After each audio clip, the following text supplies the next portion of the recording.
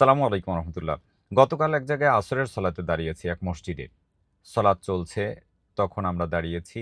এক ভাই এসে আমার পাশে দাঁড়ালেন। তিনি আ কানে হাত দিয়ে এরকম নিয়ত করতেছিলেন নিশ্চয়ই। এত সময় বসে নিয়ত করতেছিলেন যে ইমাম সাহেব ততক্ষণে রুকুতে চলে গিয়েছেন। রুকু শেষ হয়ে গিয়েছে কিন্তু তিনি রুকুটা ধরতে পারলেন না। মানে ১ম রাকাতটা ধরতে পারলেন না।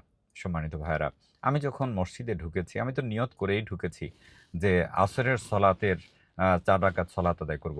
এটা আমার মুখে কেন নিয়ত করতে হবে? এবং এই নিয়তের কারণে আমার ১ রাকাত সলাত চলে গেল। যারা আজকে দ্বীনের কথা বলি, ইমাম সাহেব আছেন, আ দ্বীনের দায়ীরা আছেন, মানুষকে এসব বিষয় শিক্ষা দেওয়া খুব বেশি জরুরি। বহু মানুষ এখন দ্বীনের এইসব খুঁটিনাটি বিষয়গুলো জানে না। আল্লাহ তাআলা রব্বুল আলামিন আমাদেরকে সবাইকে দ্বীনকে আল্লাহ রাসূল সাল্লাল্লাহু আলাইহি ওয়াসাল্লামের অনুসৃত পদ্ধতিতে আমল করার তৌফিক দান করুন। আমিন। আসসালামু